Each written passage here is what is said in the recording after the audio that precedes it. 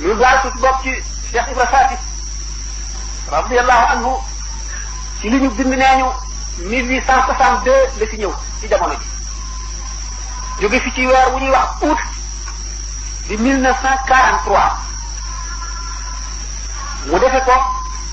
ci dëkk bu ñuy wax Jabakounda ci département wu Nioro du Sud ki ko yar gannaaw waajuram di Cheikh Ahmadou Bamba magam ji tedd ji radiyallahu taala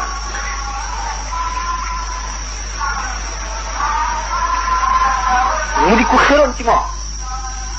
ba néegul woon a bàyyi ak yaram ak kenn yaral ko boppam jaxli ko yoog moom daanaka senn saa lu dul jaxli ko bu la ñàkk bu ñu fi jógee dem ci géej gi bàyyi ko njaboot ci mu doon koo xam ne fépp foo xam ne bopp ma ko fa doy moom la fay daan yebal bu mun la dem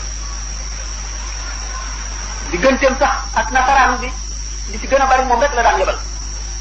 ndax xam gi mu xam ne ku mat la ci xel ci teggin ci yarute ci teey aw taflit ni mu demee ak géej gi waaye jihaar buñ ko booleeg yeneen ci fi topp yépp buñ ko xiyaatee ci digle li jaar li war tere li bon mu ngi demee ni serati woowu ci wetu géej gi Cheikh Ibrahima Mbacke de moo dina nit ku ñu xam ci wet boobu boole ci ay wetam ak takkoom ak wóoram ba ñëpp wóolu ko ba sëñ Tuubaa ci boppam wóolu ko te sëñ Tuubaa mooy ci yàlla wóolu mu wóolu ko muy kuréel koo xam ne ak matam tax na ni mu matalee ak taalibe matale ko xaqi sëñ Tuubaa ak wormaam la matale woon itam sharia muy koo xam ne bu ëppalewul kenn du jotle mu boole woon ngir kamaal gi mu am nuurul xaqiqati ak nuuru shariati nee ñu alkaamilu man laa nuuru maarifatihi noora wariihi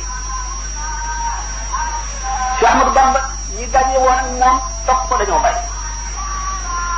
waaye Cheikh Ahmadou Bamba du lawbe bi yett këll yi yàlla mooy lawbe bi yett këll yi dañ koo sant mu feesal ndab yi rek ndax lu nekk la ci xaj la cay def ñi nga xam ne leeru sharia mënuñ ko boole gi leeru xaqiqa mu seet la leen gën a sawe mu feesal leen ak boobu ñi nga xam ne leeru sharia la ñu mën a attan mu sol leen ko ñi nga xam ne leeru xaqiqa la ñu attan mu sol leen ko ñeex attan leeru sharia wa nuurul xaqiqati nag na Cheikh Ibra Faty mu boole leen ñaar ñi kooku mooy kaamil moom la ñu wax ne al kaamil man laa yusul wal maarif ci noor a waree di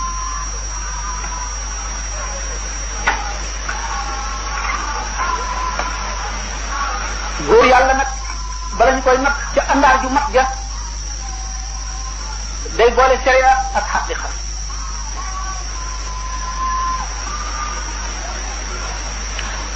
waaye àndaar la joo xam ne ñu bari ci góor ñi buñ leen ca nattee duñu ko fees ndax buñ ko feesee ci wet bi duñ ko fees ca wet gee loolu moo tax maam Thierno daan nekk ca kanamu rek ba ca kanamu mbàmboor ma ba abadan boole woon na xel mu lëng mu mat sëkk ak iman bi dëgër yoo xam ne amul yemukaay di nit ku mën a wuutu ku nekk ca la muy wut ku ko ca wuutu di imam li ñu tuddee imam ndax imam du imaamu salaat rek ci jiite julli ñan la ñu tuddee imam ñi ci gën a al aimatu ñi ci gën a siiw al aimatu arbaa lana taxaw ñu mat imam saxaaba yi suñ ci gën a wax imam mooy imam Ali ibn Abi Talib xam nañu imam Abu Hanifa xam nañu imam Malik xam nañu imam Ahmad ibn Hanbal ak imam Shafi'i waaye imam foo ko fekk mooy ka gën a mat xam-xam ci xam-xam ca wet ga mu nekk